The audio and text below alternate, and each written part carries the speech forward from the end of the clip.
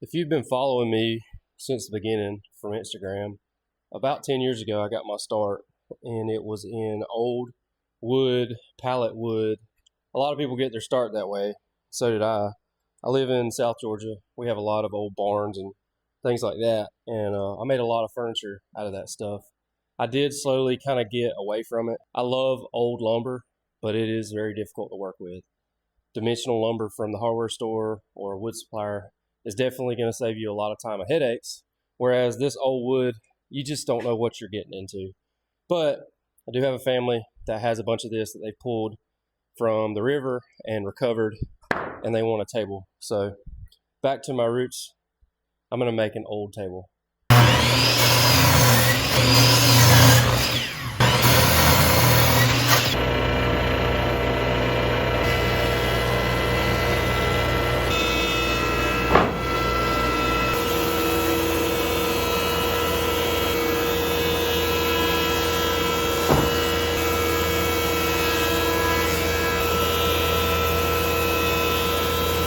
When you're working with old lumber, the same rules apply. They're a lot more important because this wood, especially pine, it's going to move. It's going to move a lot. I even tell customers, like, hey, working with this old pine, like, there's a good chance in a couple of years it may crack. I just can't control it 100%. A couple things, though, that you want to make sure of. First off is color. If you can tell here, I've got red boards, I've got gray boards. I try to mix and match them to make it a little more uniform. And I also try to get them all kind of a matching width. The other thing, and this is really important, is alternating the grain. If you've ever seen in one of my videos, I'll stand at the end of my boards here and I'll do this. And what I'm doing is I'm following that grain to make sure I alternated them.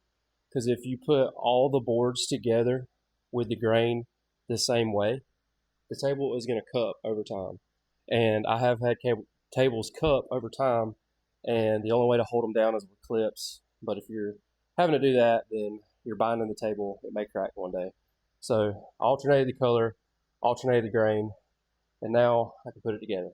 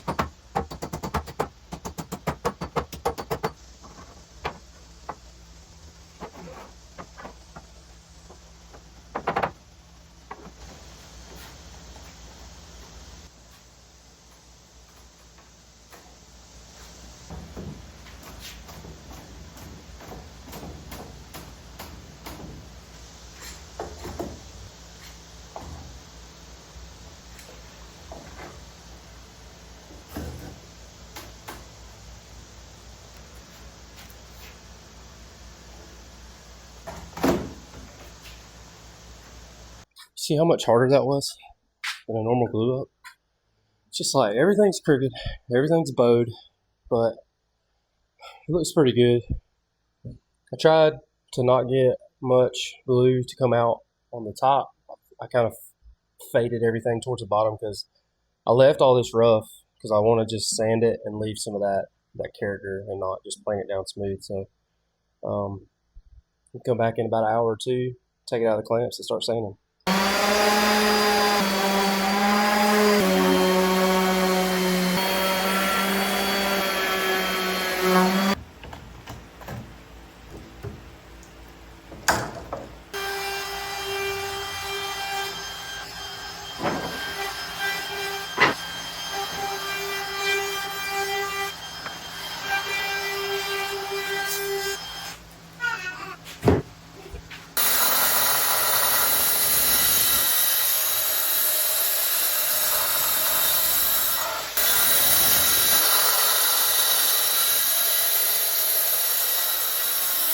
I have all the pieces ready for this table. Got the fronts. This is the backs.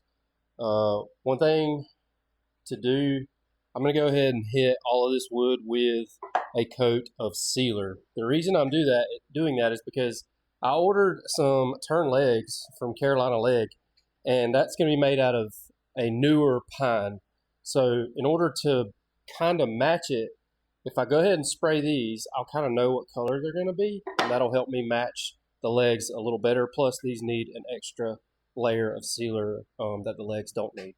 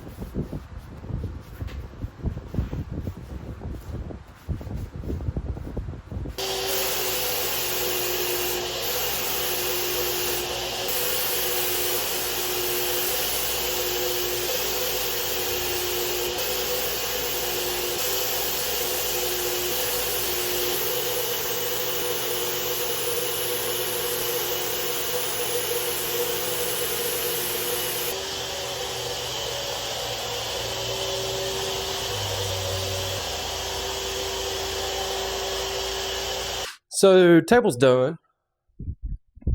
Small problem. It curled like real bad. So I'm gonna fix it. I don't really know how to fix it, but I got an idea. Got nothing to lose at this point. So let's see what we can do.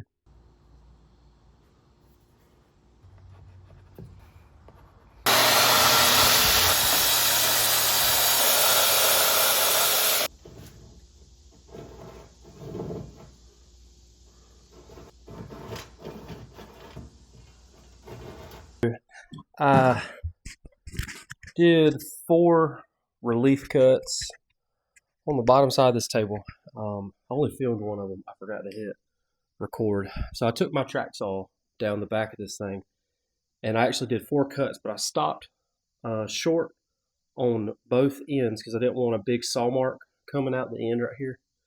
And then I took my flat saw and I just gave myself enough room here that those relief cuts could be fully all the way to the end. I've got it pulled all the way down right now, but I heard a little bit of cracking in here that I didn't like. So I think what I'm gonna do, I'm happy with this, but I think what I'm gonna do is I think I'm gonna do another, maybe one. Might do one right there. 2 more relief cuts on here, and I think I fixed it. Honestly, I'm very surprised.